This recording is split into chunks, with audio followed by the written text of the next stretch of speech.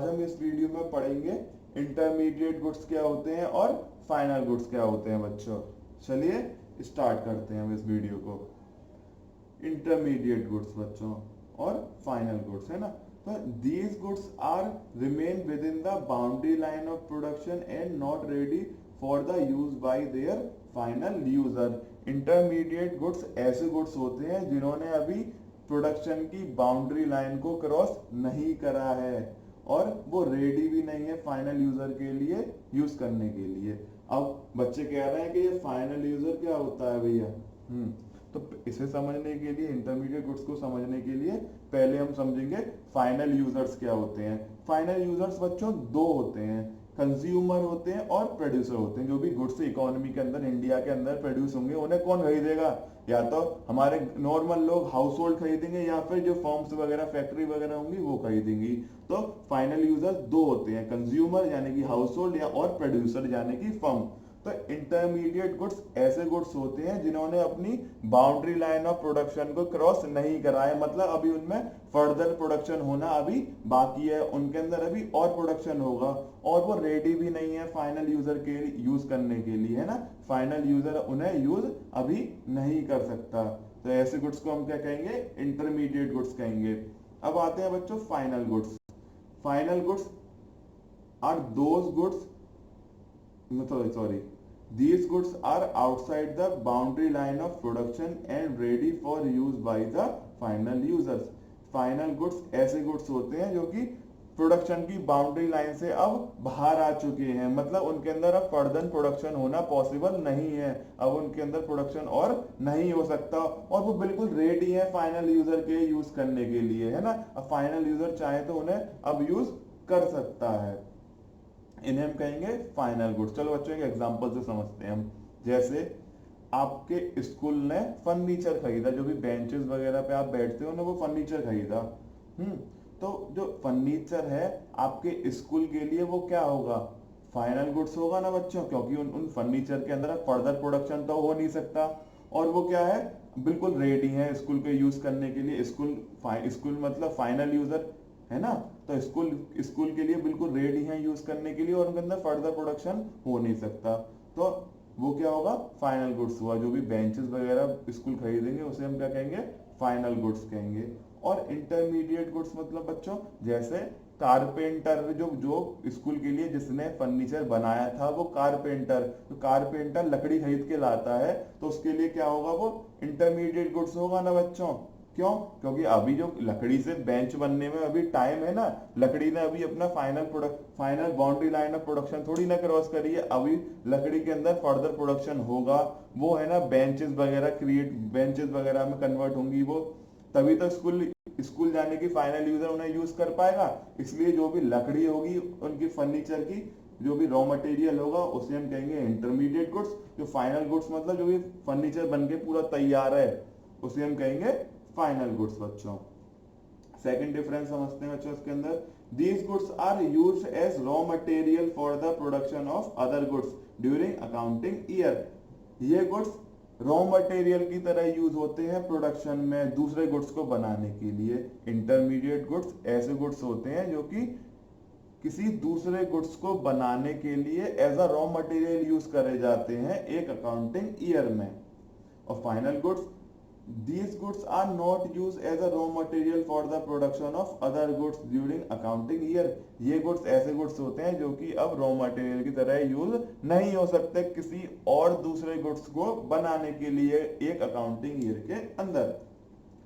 These goods are used for resale by the firms। ये वाली बात बच्चों, और आपको तीसरा पॉइंट जो इम्पोर्टेंट भी है, ये आपको ध्यान रखना है बच्चों। ये तो पहला पॉइंट तो समझ जाते हैं, पहला दूसरा, इसमें कंफ्यूज हो जाते हैं। ये बात आपको ध्यान दो, आप अच्छे समझो। These goods are used for resale by the firm to make profit during accounting year।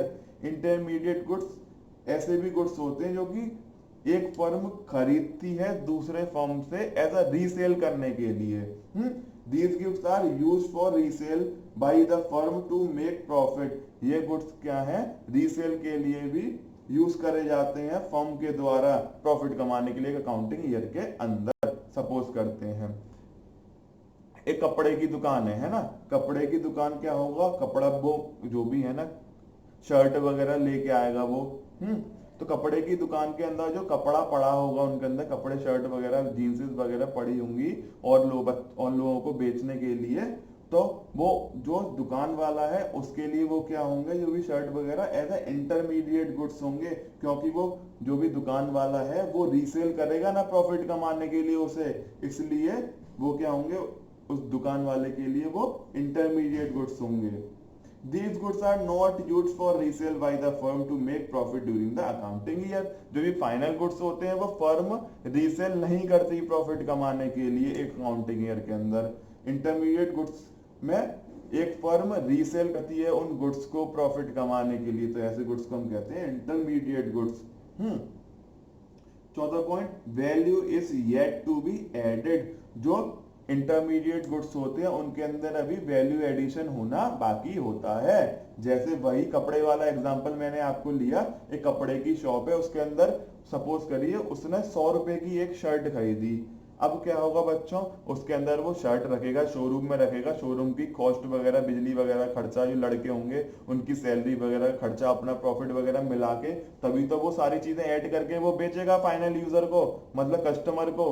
तो 100 की चीज वो 200 की बेचता है। तो वही चीज में अब उसने 100 रुपए की शर्ट में वैल्यू ऐड कर दी ना फर्दर 100 रुपए की, तो अब 200 रुपए की शर्ट बन गई ना वो।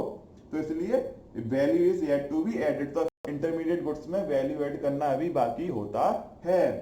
आया समझ में, value is not added to be these goods. Final goods के अंदर और वैल्यू ऐड नहीं हो सकती है ना बच्चों। जैसे आप शर्ट खरीद के ले आए घर पे, अब आप उसमें क्या वैल्यू ऐड करोगे, अब तो आप उसे पहनोगे, यूज करोगे, मजे लोगे, घूमने जाओगे।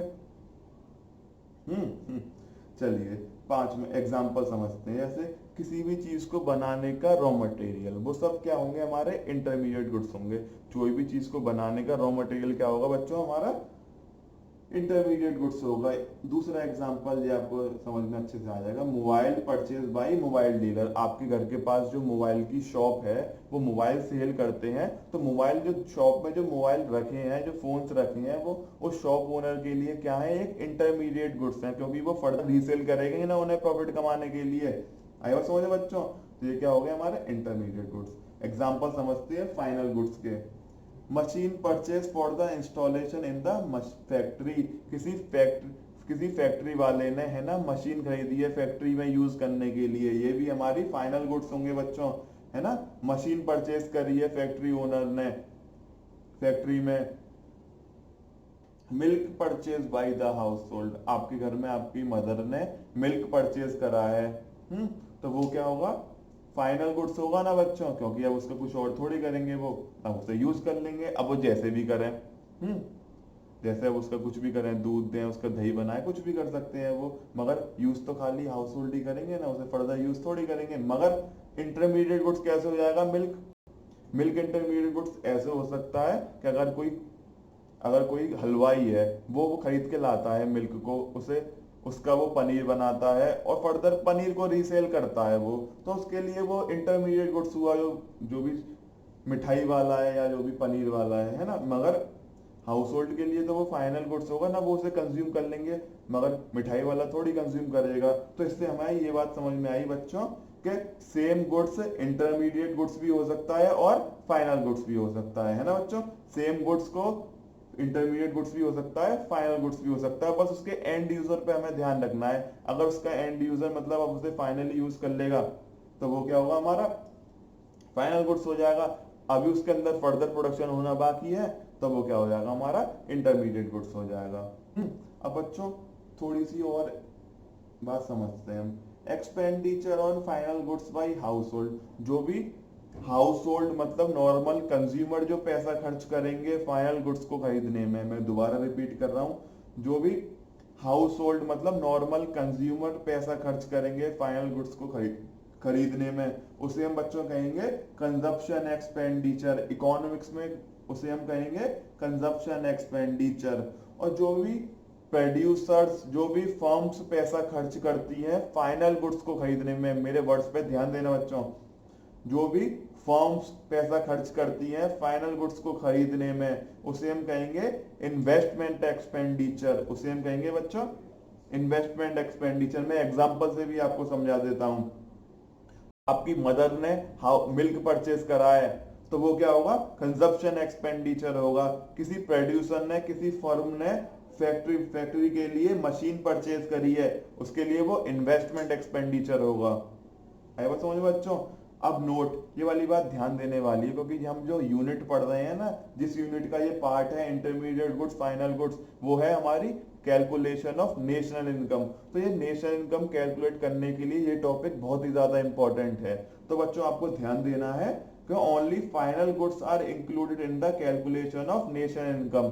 जब हम नेशनल इनकम को कैलकुलेट करेंगे तो बच्चों हम खाली फाइनल गुड्स की वैल्यू ही लेंगे, बस हम इंटरमीडिएट गुड्स की वैल्यू को कंसीडर नहीं करेंगे। Only final goods are included in the calculation of national income, क्योंकि अगर कोई फाइनल गुड्स होगा उसके अंदर पहले से ही उस इंटरमीडिएट गुड्स की वैल्यू एडेड होगी ना। अगर मान लो जो भी आपके स्कूल ने फर्नीचर परचेज करा था, तो फर्नीचर के अंदर पहले से ही उस लकड़ी की वैल्यू इंक्लूड होगी ना, तो डबल डबल बार क्यों हम उसे ऐड करेंगे। आई बात बच्चों आपको समझ में? चलिए, थैंक यू बच्चों।